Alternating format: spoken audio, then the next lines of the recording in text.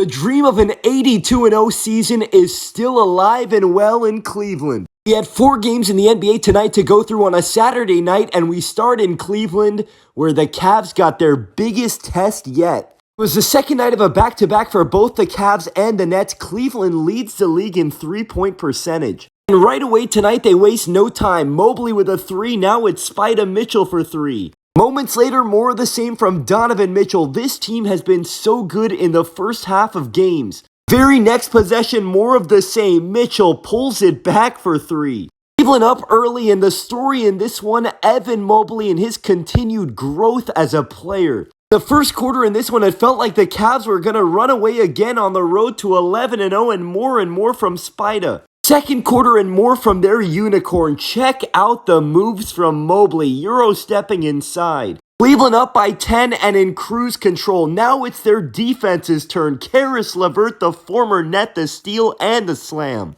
Moments later, they're up by 12 and they continue to showcase their defense. Another steal from Ty Jerome. They're out and running, and Darius Garland's got the building rocking. We saw it last night though, and we see it again tonight. You have to give a lot of credit to this pesky Nets team. Last night, the Nets took the Boston Celtics to overtime and almost pulled off the upset. In the third quarter tonight, Nets up by 10. This Nets team may have been an afterthought coming into the season, but they have some guys that are really hooping. Cam Johnson with a beautiful move. The Nets are up by 14, but in the fourth quarter, it's Evan Mobley time. Brooklyn's lead is down to 4 with 5.5 minutes to go, and here comes Cleveland's defense. How good has Ty Jerome been for this team? Jerome the steal, LeVert the dunk. Cleveland down by 3 minutes to go. We've seen Mobley, we've seen Mitchell, and now in the clutch, we see the growth of Darius Garland. Full takeover mode from DG. Garland to Mobley for the dime. Now 1.5 minutes to go. Garland in takeover mode. 50 seconds to go. Cleveland up by 1. How about Ty Jerome? It felt like tonight was going to be the night they experienced their first loss, but Cleveland is so resilient. An 11-0 start, and tonight the story is Evan Mobley. 23 points, 16 boards, 4 steals,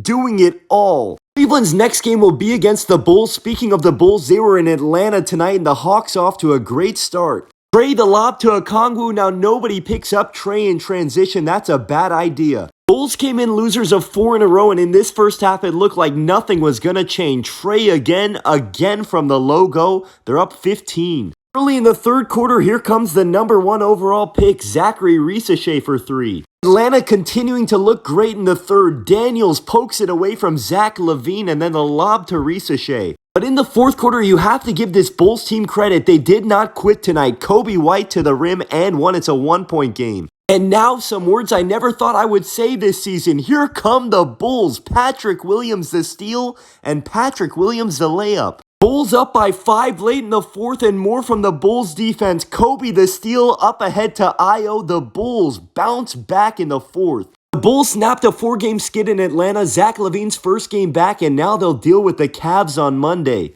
Jazz and Spurs tonight from San Antonio. Victor Wembanyama's heard all the criticism about his 3-point shooting. Wemby hitting early threes, and so is the rookie Stephon Castle. Late in the first quarter, we've heard a lot about his shot selection so far this season. It was a lot of the same shots tonight, but they were just falling. Second quarter, though, Utah right back at him with their rookie, Isaiah Collier to the rim with a little push shot. Spurs down by 1 late in the first half. This is a sight for Spurs fans to see. Devin Vassell's return. Now Wemby has some help with Vassell back. Wemby on defense was amazing tonight. The block and the layup. Fourth quarter, Spurs down by 3, probably his best game of the season so far. Wemby again. Jazz up by 1, 4:20 to go. Even though they have 1 win, don't forget how much talent this team still has. Jordan Clarkson is a bucket. 1:20 to go. Spurs down by 3. This sequence was nuts. Wemby the block. Moments later, Wemby again the block. John Collins saves it. It's saved into Keldon Johnson's lap,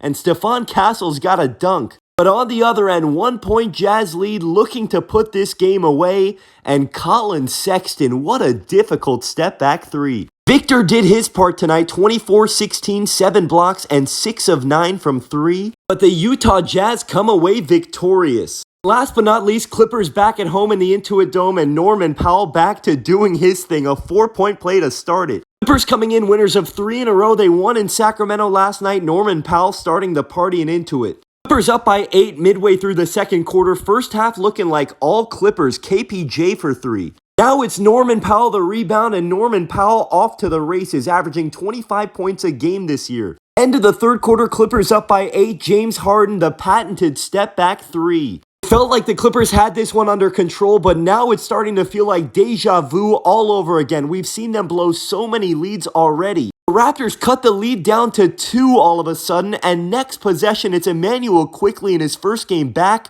finding Bruno Fernando to tie it. A minute to go, Clippers up by only 1. The Raptors still haven't won a road game all season, and Harden trying to keep it that way. But on the other end, again, the Clippers' late game woes showing up. Emmanuel quickly would tie it with a 3. The Raptors are down by 2 now in the final seconds. Jakob Poeltl misses intentionally, and the Clippers somehow escape. It wasn't pretty, but the Clippers get the job done, and they move to 6-4 on the season. Their 4th straight win, by the way, in Harden with 24, 12, and 7. Some depressing NBA news we have to talk about, though, today as well. 3 major injuries. Starting with Kevin Durant playing like an MVP candidate. He strained his left calf. He's going to be evaluated in 2 weeks. Sucks to hear that about KD. The Pelicans have been so decimated by injuries, and now Zion is out indefinitely with a strained hamstring. Believe it or not, that wasn't all, because Ja Morant will also be sidelined at least a week with multiple grade 1 pelvic muscle strains. I can't believe that all happened on the same day. That really sucks to see. And Bronny James also had his G League debut tonight. He struggled, 6 points, 5 turnovers, 2 for 10 from the field. I'm rooting for his success on the South Bay Lakers.